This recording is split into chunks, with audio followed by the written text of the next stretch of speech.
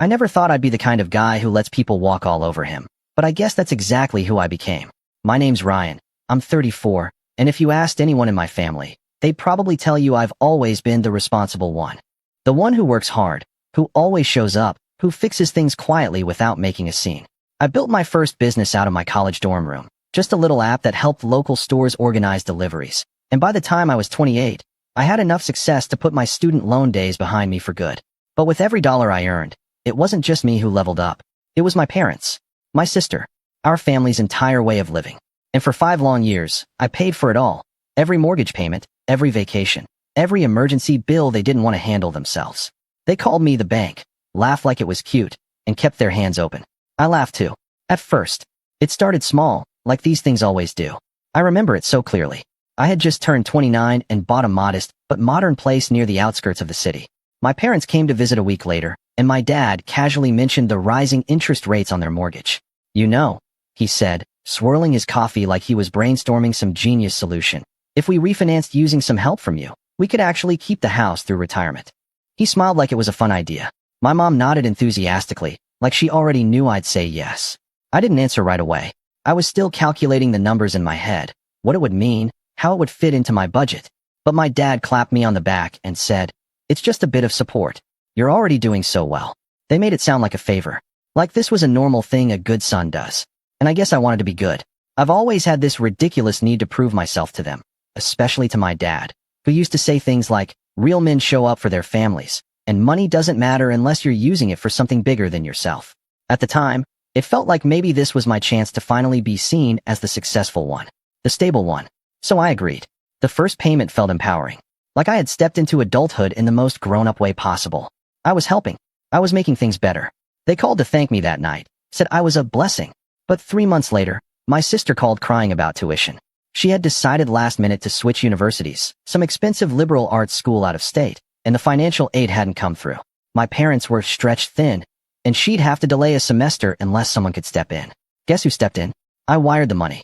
No questions. No conditions. I just did it. My sister, Emily, didn't even say thank you. She just sent me a heart emoji and a photo of her new dorm. That's when it began. The slow, quiet transformation from being Ryan, the brother and son, to being the bank. It became a nickname in our group texts. Ask the bank. Maybe the bank can fund this year's vacation. Hope the bank isn't too busy working to join us for dinner this weekend. At first, I told myself it was their weird way of saying they were proud of me, that they were just bad at expressing gratitude. But after a while, I stopped laughing, especially when they stopped asking. Christmas that same year was the first time I noticed the shift. We were at my parents' house. Emily had just unwrapped an obnoxiously expensive camera lens, one I recognized because I bought it from her Amazon wish list a month earlier, and my dad was joking about how we should all take a trip to Europe next summer. "Ryan, you'd love Prague," he said, raising his glass. "We'll start planning in January. I'm thinking business class this time. You deserve a break from all that working, Mr. Bank." Everyone laughed. I laughed too, but it was hollow. The worst part? I had been working insane hours just to keep up with everything.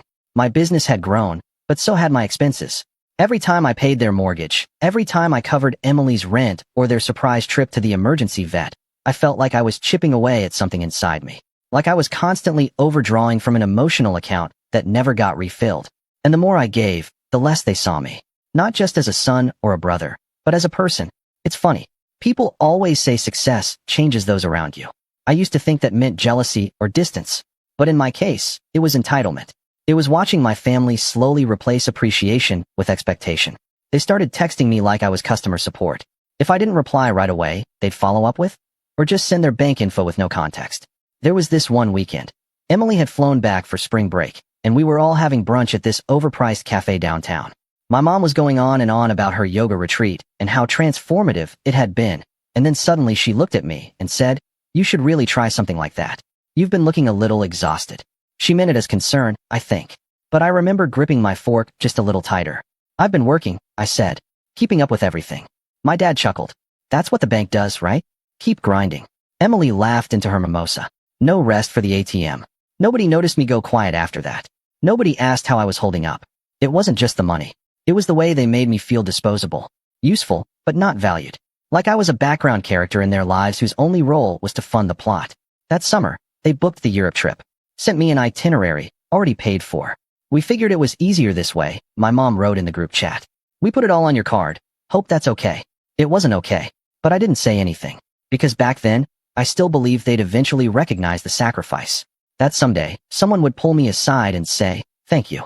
We couldn't have done this without you." I thought maybe I could earn their love if I just kept showing up. Instead, that fall, I missed Emily's birthday dinner because I had the flu. I texted to say I was really sorry. You know what she replied? "Lame excuse, bank." That was the first time I thought, maybe they don't care at all. I didn't stop paying though. Not yet. Because guilt is a powerful leash. And my leash was made of memories. Of my mom singing to me when I had nightmares. Of my dad teaching me to ride a bike. Of Emily clutching my hand on the first day of kindergarten. I kept remembering the good stuff, trying to convince myself the present wasn't as bad as it felt. But it was bad. And it was about to get worse.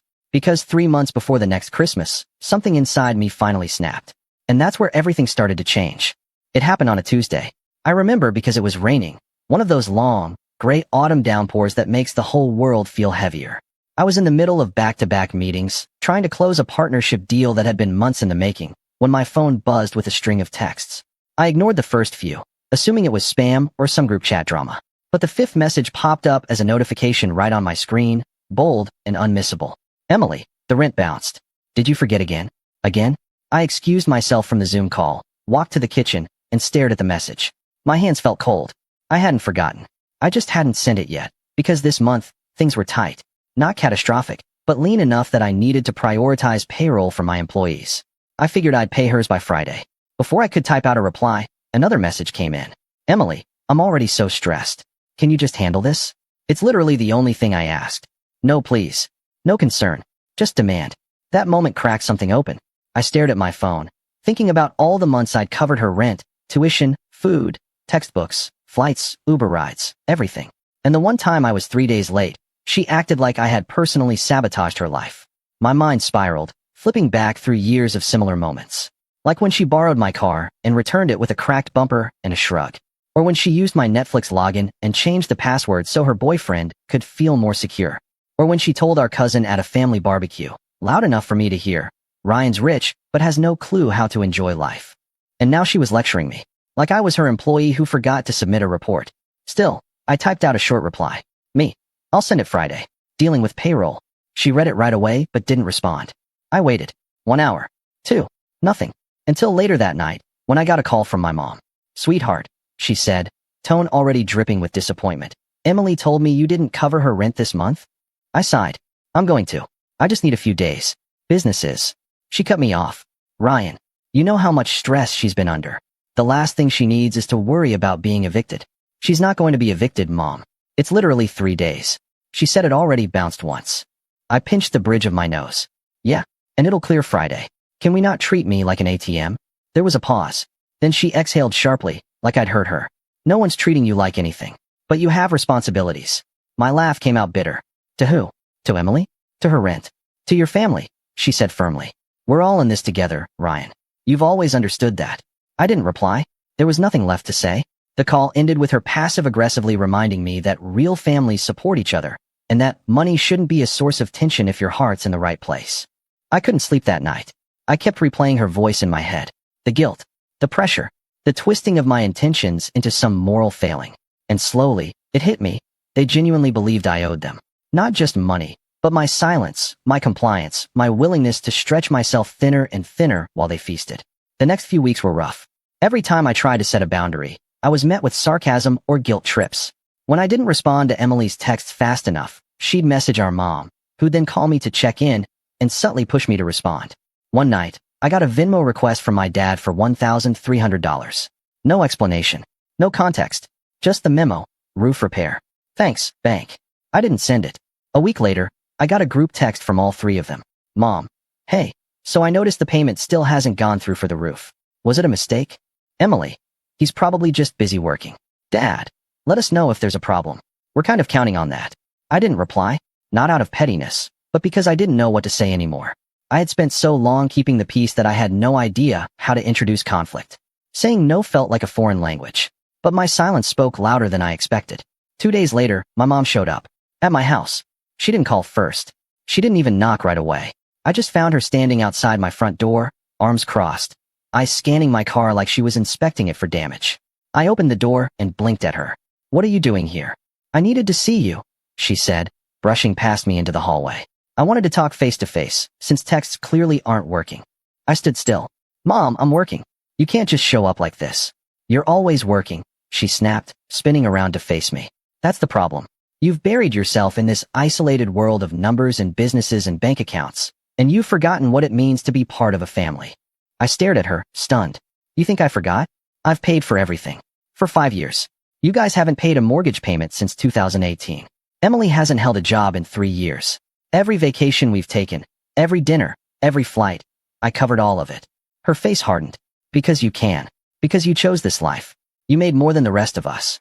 And with that comes responsibility. To take care of all of you? I asked, my voice rising. Is that how you see me? As your employee? She flinched, just a little. No. As your mother. As someone who's done everything for you. You wouldn't be where you are if we hadn't sacrificed for you. That's when something inside me broke.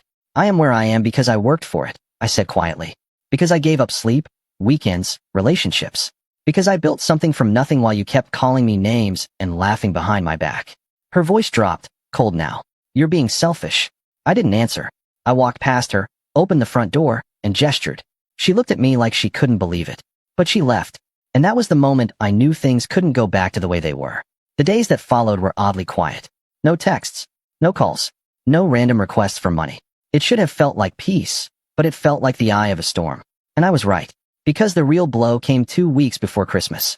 It was a casual Friday. I was catching up on invoices when I got a call from my cousin Mark. We weren't especially close, but we talked enough that I answered. Hey man, he said, sounding weird. Hesitant. So, I heard something, and I don't know if I should be telling you this. What? I was at your parents' house last night. They were having dinner with some family, and I overheard your mom talking to Aunt Liz about a backup plan. Something about pulling equity from your business, just in case things spiral. She said they had all your account info already. My blood went cold.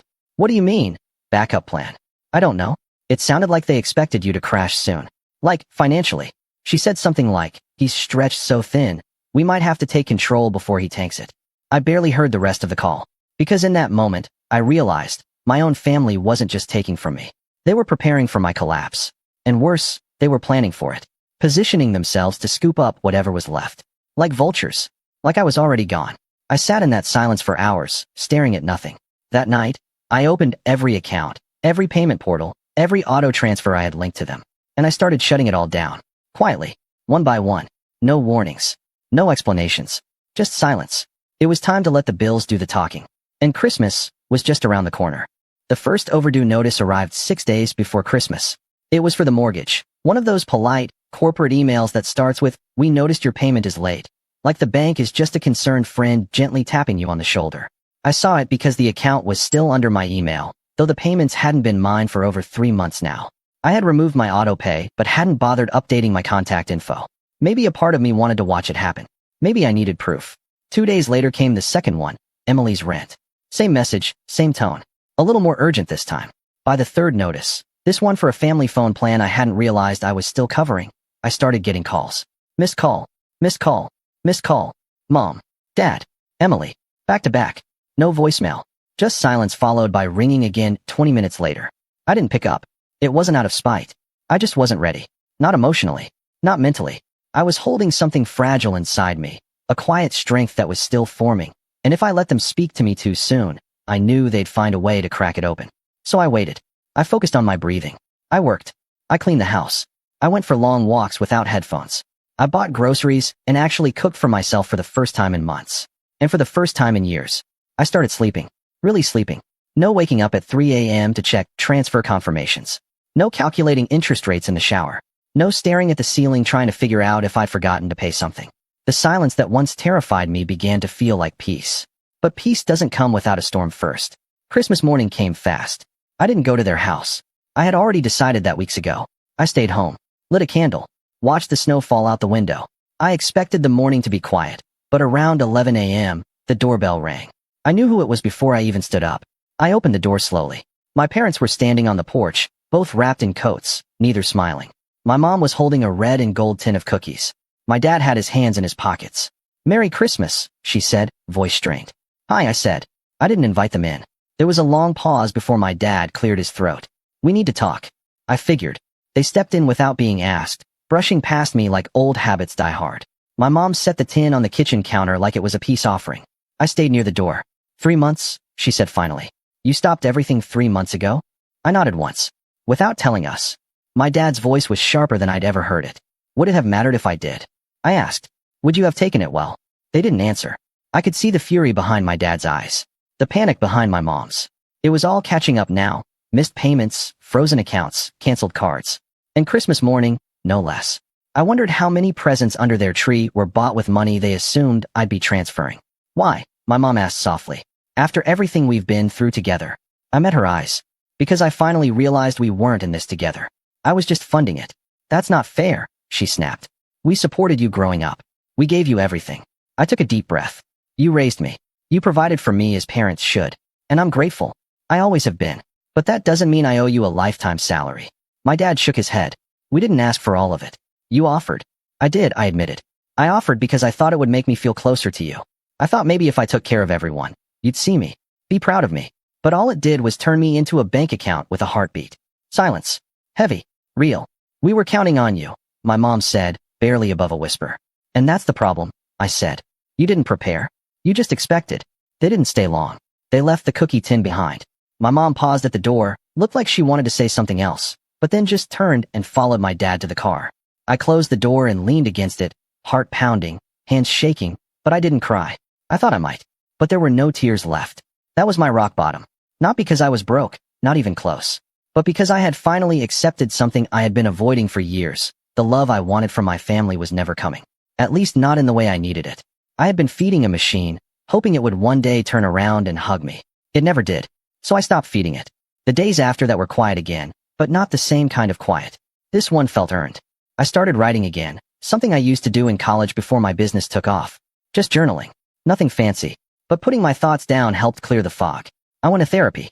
For the first time ever. I booked a session with a therapist a colleague recommended, someone who specialized in family enmeshment and financial boundaries. I didn't expect much. But in our third session, she said something that hit me like a truck. Ryan, what if the version of love you were chasing was never yours to begin with? That sentence cracked something open. Not in a painful way, but like a locked window finally letting in air. I had spent years trying to buy my way into worthiness. Into belonging. But the truth was, I was worthy without the money. I just needed to believe it myself. So I started making changes. I hired a new accountant and separated every personal and business expense into airtight categories. I rewrote my will.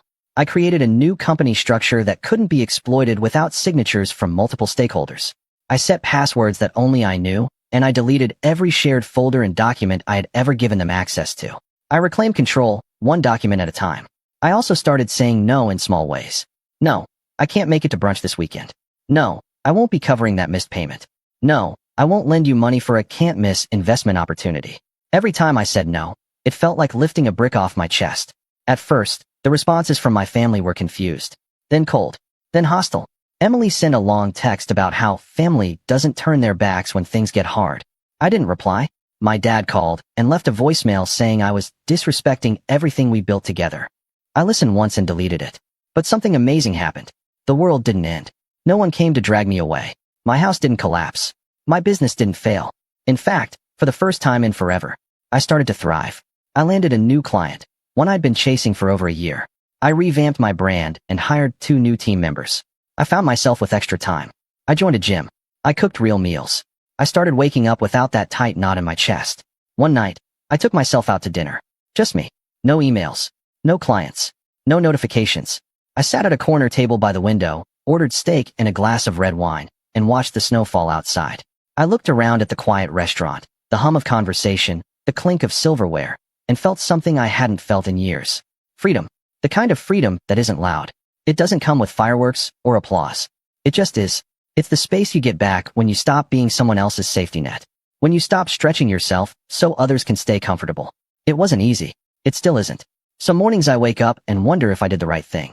If maybe I should have handled it more gently. If I should have warned them.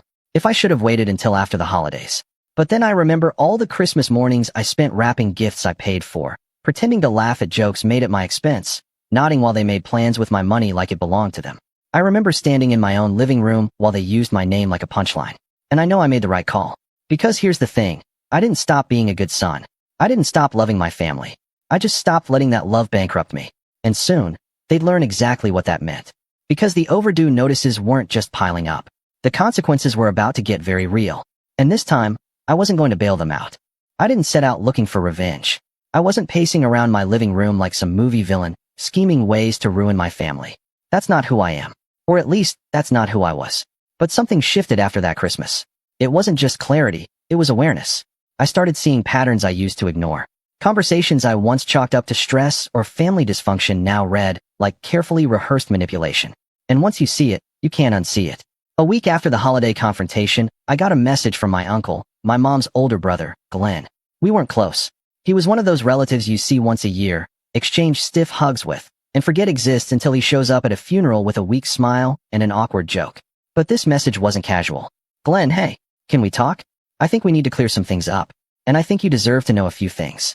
That line, you deserve to know a few things, bounced around in my head all night. I called him the next day. We met at a diner halfway between our homes.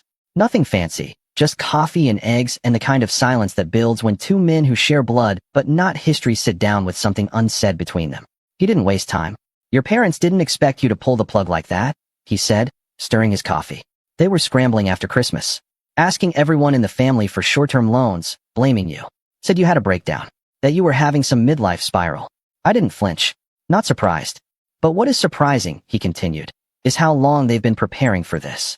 You know your dad almost co-signed a business loan using your company's name. My jaw tightened. What? Yeah, back in September. He told the bank you were on board. They called to verify something, and I overheard the conversation when I was visiting. Thought it sounded sketchy. Didn't realize they were using your name to prop up their credit. I stared at my plate. My appetite vanished. Glenn leaned forward.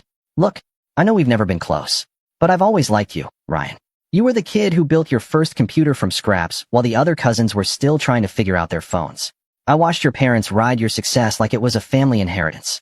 And I stayed quiet because, well, it wasn't my business. But after that Christmas mess, I think you've got a right to know they've been making plans behind your back for a long time. He pulled a folder from his coat. I raised an eyebrow. What is this? Copies of emails. Loan applications. A couple conversations I recorded, just in case. I don't know what you want to do with this. But I figured you earned the truth. I took the folder home. I didn't open it for 2 days. Not because I didn't believe him, because I did. But because opening it would mean confirming what I already knew deep down. This wasn't just entitlement. It was betrayal. Calculated, cold, and quiet. When I finally opened the folder, I read every word. Emails between my father and his financial advisor discussing Ryan's business assets. Drafts of loan applications with my company's name typed in and then scratched out. My mother emailing an estate lawyer asking how to prepare for a future business transition from my name to Emily's, without telling me. One recording stopped me cold. It was my mom's voice, clear and calm. Ryan doesn't ask questions. He just sends the money. He's always been too soft for confrontation. Once we have access to the company, we'll make sure it stays in the family. I sat there, headphones on, hands trembling. That was the moment something dark settled in me. Not rage, not revenge. Just resolve. They didn't see me as family. They saw me as leverage. And I had spent years making excuses for them. No more. That was the night I decided I wouldn't just walk away. I'd make sure they felt it. Not with threats. Not with yelling or lawsuits. But with something far more powerful. Silence and consequences. I called my lawyer first. I'd known Martin for 5 years. Sharp, discreet, and fiercely loyal. I trusted him more than I trusted most people in my life. I need a wall, I told him. Between me and anything they could possibly touch. He didn't ask questions. Just got to work. In the next 2 weeks, we restructured every part of my business. We moved my primary company under a holding entity registered in a separate jurisdiction. We locked down accounts, cut off residual access points, and reviewed every past transaction with forensic detail. You gave them power, Martin said, flipping through documents, but not control. Luckily, I also hired a private investigator. Not because I wanted dirt, but because I needed clarity. I wanted to know how deep the manipulation ran. What else they might have done under my name. If they'd forged signatures. Used documents I'd signed for other purposes. The PI found 3 attempts, none successful, but close, to leverage my business credit for private family loans. In parallel, I began preparing something else, something symbolic. A formal statement of separation. Not a legal document. Not a cease and desist. Just a letter. Handwritten. Calm. Detailed. It started like this. To my family. I want you to know that I have loved you. I have given without resentment, supported without condition, and hoped, naively, that my success could be a rising tide for all of us. But you didn't see me as your son or your brother. You saw me as your safety net. That ends now. The rest outlined every payment I'd made over 5 years. Mortgage, tuition, vacations, insurance, emergencies. I didn't include it to guilt them. I included it to remind them of what they took without thanks. The final paragraph read, "From this moment forward, I am no longer available as your financial solution. Not because I don't love you, but because love without respect is slavery. And I won't be enslaved anymore." I didn't send it yet, because I needed the moment to be right. Meanwhile, I started rebuilding my own life. Not the financial side, that was fine. But me. I joined a small group of entrepreneurs who met monthly to talk about boundaries, burnout, and emotional labor. Most of them had their own war stories, siblings who leached off their businesses, parents who demanded ownership, partners who drained them dry. Being in that room made me feel less alone. For the first time, I was surrounded by people who got it. I also started reconnecting with old friends. People I'd ghosted during the years I was working 80-hour weeks and managing 3 people's bills on top of my own. I apologized. Explained. Most were kind. A few were surprised I hadn't spoken up sooner. One night, I invited an old college buddy, Marcus, over for dinner. We talked late into the night. At one point, I told him everything, start to finish. The mortgage, the rent, the vacations, the betrayal. He leaned back, whistling. "Dude, that's not just unfair. That's pathological." I smiled. "Tell me something I don't know. You ever think about telling your story publicly?" he asked. "Not, like, airing dirty laundry, but actually helping people in your situation." The idea stuck with me. I didn't want to be the guy who ranted about his toxic family online, but I did want to do something with the pain. So I started writing, not about them, but about boundaries, about rebuilding, about financial recovery from emotional enmeshment. I posted on business forums, Medium, LinkedIn, no names, no specifics, just lessons. And people responded. Messages poured in. "Thank you for saying this. I thought I was the only one. You gave me the courage to stop funding my brother's addiction." I forwarded this to my lawyer. That was when I realized my story wasn't just a cautionary tale. It was a blueprint, not for revenge in the traditional sense, but for taking your power back when love gets weaponized. Still, the final piece was missing. The confrontation, or rather, the reveal. And it was closer than I realized. Because in just a few weeks, my parents would be hosting a New Year, New Legacy party at their house. A bizarre little tradition they started once I got successful. It was their way of showing off, of pretending our family was some dynasty. Every year they invited extended relatives, friends, neighbors, clients, and dropped not-so-subtle hints about how their son had built an empire. This year, I wasn't invited. Not officially, but I saw the invitation through a cousin's Instagram story. They were throwing it anyway, and calling it a celebration of family success. That was my moment. Not to crash it, not to make a scene, but to deliver the truth. Quietly, unforgettably. And when that night arrived, I had a little surprise planned, one they would never see coming. Because the bank wasn't closed. It had been liquidated. The night of the New Year, New Legacy party arrived with all the pomp and pretense I had come to expect. My parents' house glowed like a showroom. Strings of warm lights wrapped around the pillars, a valet service stationed at the driveway, and a large white tent pitched over the backyard, sheltering rows of catered tables and a portable stage. It looked like a wedding reception for someone important, someone rich. And in a way, that's what it was, a celebration of the illusion my family had spent the last 5 years crafting, an illusion funded, almost entirely, by me. But that illusion was about to shatter. I didn't show up at the front door. I didn't walk into the party with dramatic music playing behind me. That would have been easy, theatrical, and, frankly, beneath the point I wanted to make. Instead, I stayed home, wearing sweatpants, sipping coffee, watching the clock. Because the real show didn't need me in the spotlight. I had already set everything in motion. The first wave hit around 7:42 p.m., just as the party hit full swing. That was when the caterer packed up and left. Not early. Not because of a scheduling mix-up. Because they were never paid. You see, my parents had used a local catering company they'd hired through me years ago for a corporate event. A company that trusted them, because I'd vouched for them in the past. But this time, I called ahead. Quietly. Privately. I explained everything. The history. The abuse. The assumption that I'd cover it. And then I covered the deposit myself, with one condition. If the balance wasn't paid in full by 7:30 p.m., they were to pack up and leave. No questions. No exceptions. And that's exactly what they did. Just as my dad was standing at the microphone thanking everyone for coming, praising the food. I wish I could have seen his face when the servers began dismantling the buffet line behind him. The second wave came 5 minutes later. My cousin Michelle, one of the few people in the family I trusted, walked up to the mic. She had a flash drive in her pocket and a nervous smile on her face. Earlier that week, I'd asked her to play a short video for me. I told her it was a message, one the whole family needed to hear. I didn't give her all the details. but she knew enough to agree. As soon as the sound system reconnected after my dad's awkward attempt to rally the guests, the screen behind the stage flickered on. A simple white background. My handwriting scrawled in black ink. To my family, you call me the bank. But you forgot one thing. Banks keep receipts. The video rolled. 3 minutes. That's all. 3 minutes of quiet, controlled truth. Photos of vacations. Credit card statements with names blurred, but balances clear. Mortgage payments. Tuition transfers. Birthday flights. Holiday rentals. All matched with dates and events that everyone in the room would remember. Then came the final slide. For 5 years I paid. Without complaint. Without recognition. And without a single thank you. A pause. Then another line. Tonight, I want to return the favor, with transparency. Next came a timeline. 3 audio clips. One of my mother laughing and calling me too soft to ever cut them off. One of my dad saying, he doesn't read the paperwork. We just need him to sign. And one final quote from Emily, recorded at a brunch I hadn't attended. He's not family. He's our funding source. The crowd fell silent. Then one more slide appeared. A calm, final message. Going forward, my relationship with each of you will be based on mutual respect, not financial obligation. If you can't separate the two, then this is goodbye. Ryan. The video ended. There was no music. No applause. Just silence. The third wave hit at 8:15 p.m. That was when my attorney's courier arrived. He handed my father a padded envelope. Inside was the letter I had written weeks ago, the formal statement of separation.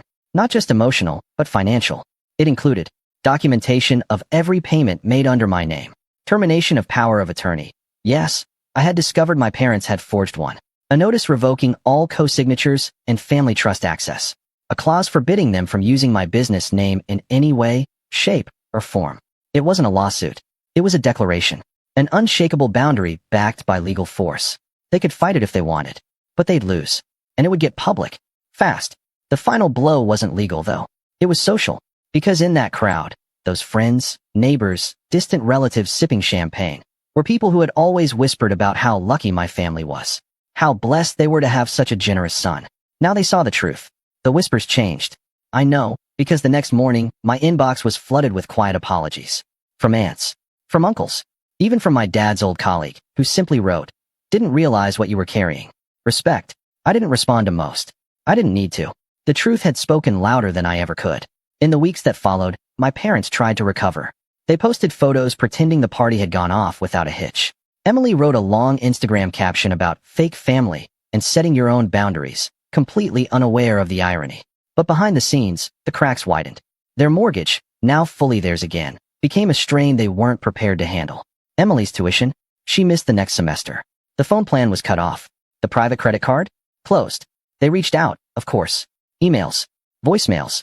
A handwritten letter from my mom quoting Bible verses about forgiveness and reminding me of the times I held you as a baby. I didn't reply, because I wasn't angry anymore. I was free. Freedom doesn't come with a grand finale. It comes with peace. It comes with slow mornings and clean inboxes. With cooking dinner for yourself without guilt. With going to bed knowing every cent you earned is building your life, not someone else's fantasy. I still think about them sometimes. Not with hate, but with clarity. They were who they were. And I finally became who I needed to be. Not a son chained by guilt. Not a brother trapped by duty. But a man who learned, slowly, painfully, that love without respect is just control dressed in sentiment. I paid the price. But in the end, the return on investment was everything. They called me the bank. But now, the account is closed, the balance is zero, and the door? Locked from the inside.